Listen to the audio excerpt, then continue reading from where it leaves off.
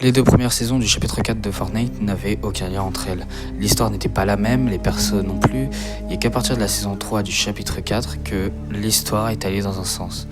Mais c'était toujours aussi bordélique, sachant qu'en plus, on a découvert qu'après, les saisons avaient été mélangées. Dans cette vidéo, je vais essayer de faire tout mon possible pour vous conter l'histoire du chapitre 4, même si elle est incompréhensible.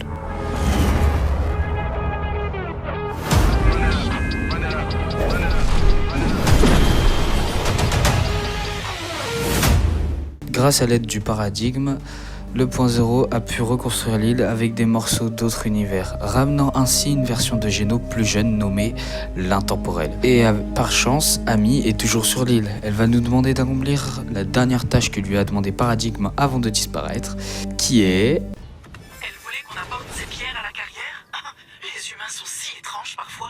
Ceci étant dit, elle commence largement à dérailler. Elle parle quand même de destruction de l'humanité à plusieurs reprises, avant qu'elle découvre que le minerai cinétique peut permettre de la contenir, et donc de lui permettre d'avoir un corps. Cependant, quelqu'un d'autre va arriver, Stellan. Stellan, lui, son but c'est de terminer le portail avant que quelqu'un ou quelque chose ne détruise l'île à tout jamais. Mais vous allez voir, tout va pas se passer comme il le voulait. Lorsqu'on active le portail, on se rend assez vite compte que le portail est hors de contrôle. Et aussi, Stellan va se rendre compte que les coordonnées du portail ont été changées. Et on va découvrir assez vite que c'est Amy qui a fait ça, car elle a détecté que le scientifique était toujours en vie et que potentiellement il lui arrivait quelque chose d'horrible. Amy avait réussi à rentrer dans le portail juste avant qu'il n'explose et qu'il crée une faille dans le ciel. Le souci, c'est que la faille ramène plusieurs clans qui se menacent de se faire la guerre entre eux. Mais tout va bien, les pacificateurs sont dans la place.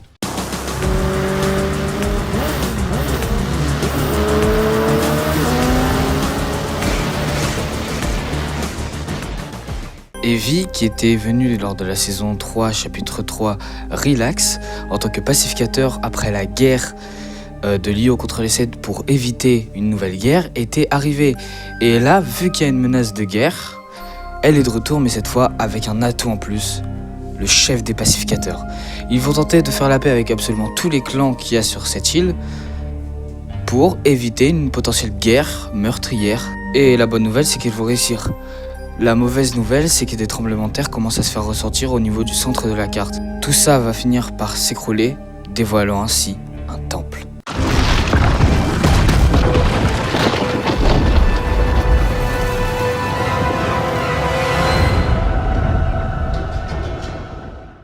La jungle est donc dévoilée, les temples sont visités, et devinez qui est de retour? Ok, donc si je comprends bien, la personne qui a essayé de nous abandonner sur un vaisseau alien juste pour sauver sa peau et celle de l'île est de retour. Avec la pseudo-mort de Geno, ce qu'on peut dire c'est que Lio, c'est fini, il n'y a plus d'Io. Donc Sloane, elle travaille pour elle-même maintenant. Lorsque Sloane a pris le coup de poing du mecha dans la tronche et que son tank a explosé, et en fait elle était censée être morte, sauf qu'elle est tombée sur un type faisant partie apparemment de l'ancienne civilisation qui abritait ce temple, qui l'a sauvée grâce à ses machines, alors qu'elle était censée peut-être mourir. Et du coup, elle a été sauvée et maintenant elle se sent obligée d'enquêter sur cette ancienne civilisation. Et elle va découvrir pas mal de choses, je vous laisse écouter. Il y a un souci. Les méthodes traditionnelles sont incapables de dater ces ruines. Et je n'aime pas ça. En plus, il n'y a aucune trace de dégâts catastrophiques. Comme si les habitants s'étaient volatilisés. Sauf qu'avant de partir, ils ont laissé un message. Et je sais, mais je pense que c'est moi qui dois le retrouver. Sloane va alors découvrir un télescope antique géant qui va, une fois construit, projeter dans le ciel la prévision d'une éclipse. Le souci, c'est que Sloane va découvrir que l'éclipse, c'est pas une éclipse qui va se provoquer naturellement. L'objet qui va provoquer l'éclipse se déplace volontairement vers l'île. Je continue à analyser le signal entrant. Ce n'est pas un phénomène naturel. Ça s'approche de nous, volontairement.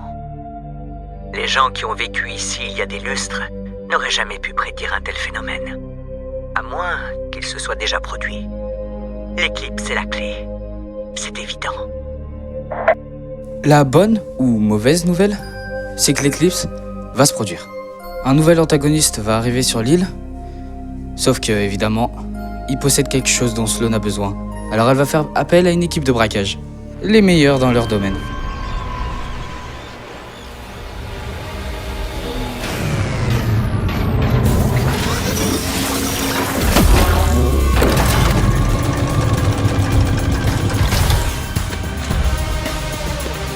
Cadeau Thorn, le nouvel antagoniste qui possède un objet super puissant, une machine à remonter le temps.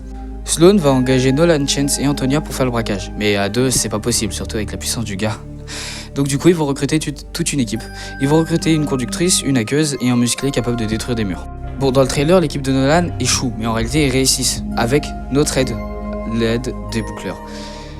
En éliminant Cadeau Thorn dans une partie, avec une quête, on permet donc à l'équipe de Nolan de pouvoir dérober la machine à voyager dans le temps, et donc de la ramener à la base de l'équipe du braquage. Et Sloan évidemment va faire appel à quelqu'un en qui elle a plus confiance que Nolan Chance, John Jones.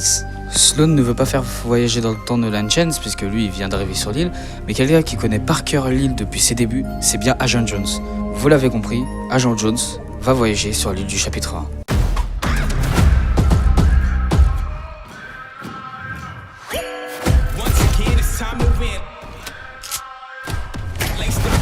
Up, baby, let's begin. I don't work too hard just to give up now. Soon as I pull up, it was going down. Does not compute, just give me the loot. I live in the booth, so I'll trip the suit. I come right up the top and no parachute. Don't exaggerate, just go execution. No competition. Our time is now, so start the mission. Our time is now, we came to win it. From start to finish.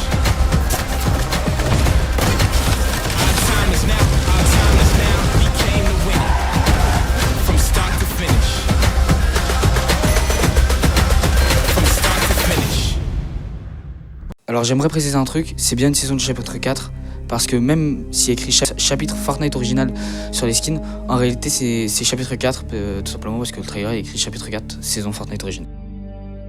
À peine Jones arrive sur l'île, avec sa machine à voyager dans le temps, que on remarque assez vite que c'est pas exactement la même map. Ouais, il y a des personnages qui ont fusionné entre eux. Omega et Ragnarok ont fusionné. La chevaleresse rouge et le roi des glaces ont fusionné aussi. Bon, avec plein de skins, elle a fusionné, elle aussi, mais tu veux que je te dise quoi? Banane et Petit Split aussi ont fusionné. Et c'est pareil aussi pour Lynx et la Renegade Raider qui ont également fusionné. Mais Agent Jones a ramené avec lui un enregistrement du Dr Sloan. Sloan, tu sais sûrement où et quand tu te trouves. Donc tu sais aussi ce que tu es censé faire. Et ce qui se passera de ce côté-ci quand tu l'auras fait. Demain, tu prendras la machine à remonter le temps. Et ce soir, j'enregistre ceci. Je me rends compte que je n'ai jamais envoyé un message dans le temps. Alors, pense à venir le revérifier. Chacune de tes actions va résonner jusqu'à cet instant précis. Ce n'est peut-être même pas la première fois que j'enregistre ce message. Fais ce que tu dois faire, Jones. Il le faut. Avec la machine à remonter le temps, Jones va faire revenir l'île du cube, changeant ainsi le message de Sloan.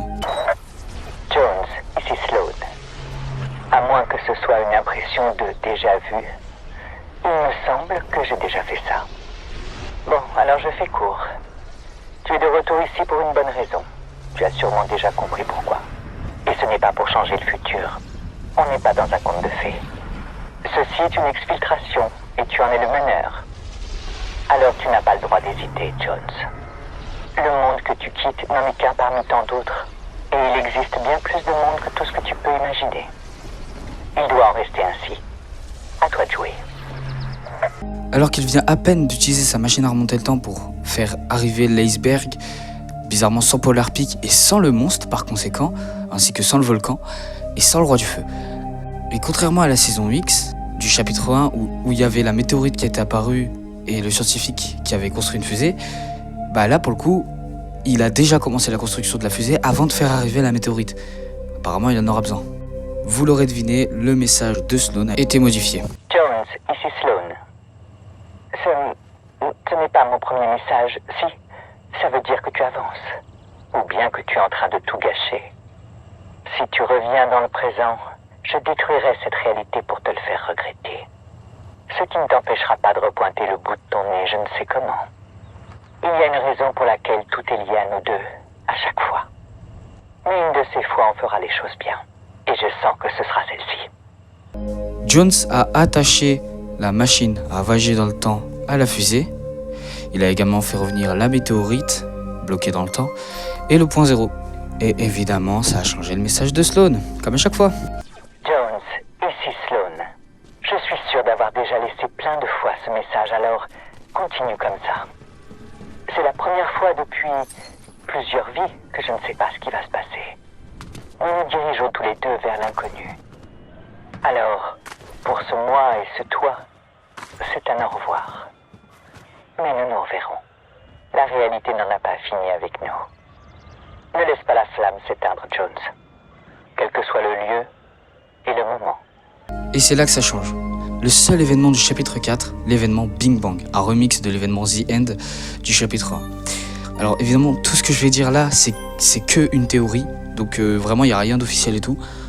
Contrairement à avant, mais là c'est vraiment une théorie. Donc, la fusée de Jones décolle, la machine a un effet sur la fusée. On voit que la fusée, entre guillemets, se transforme.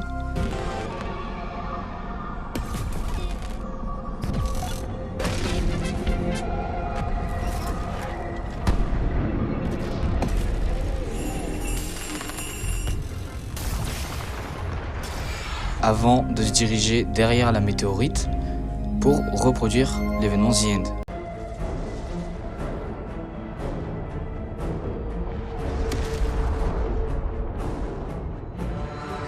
C'est-à-dire débloquer la météorite, qu'elle rentre dans la faille.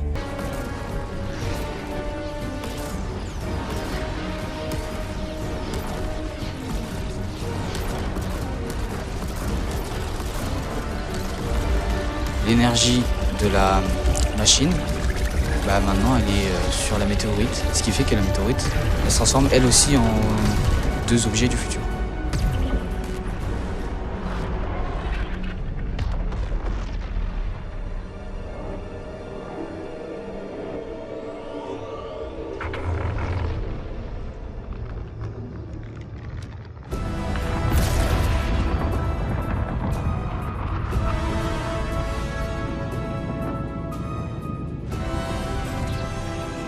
Donc la fusée, qui a légèrement été modifiée par Jones, va foncer dans le point zéro histoire de nous éjecter de l'île. Et la météorite va tomber, elle, toute seule, avec toujours l'énergie de la machine en elle, ce qui fait qu'elle va se transformer en plusieurs objets du futur et du passé avant de rentrer dans le point zéro. Et du coup, ce qui fait que l'énergie de la machine n'est plus dans la météorite qui vient de se faire aspirer par le point zéro, mais elle est dans le point zéro, qui s'est transformé en trou noir. Et là, l'objectif de Jones à ce moment-là, c'est de ramener un événement du passé dans le futur. Et qu'est-ce qu'il va ramener à votre avis ?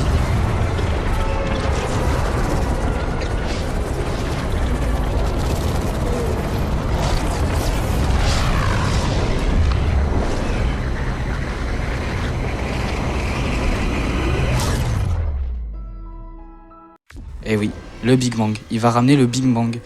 Le fameux Big Bang à l'origine du point zéro et de la réalité zéro. Et ça va nous donner accès aussi à de toutes nouvelles réalités. Donc évidemment, je parle bien évidemment du mode Lego Fortnite, du mode Fortnite Festival et du mode Rocket Racing. C'est la fin de la vidéo, j'espère qu'elle vous aura plu. Oui, au niveau de l'événement, c'était une théorie, mais franchement, je trouve ça possible. Et au niveau des saisons, c'est ce qui a été expliqué au niveau des quêtes et des dialogues, des PNJ. Donc voilà, c'est par Fortnite. Sinon pour l'événement c'est vraiment une théorie. Sur ce, ciao à tous.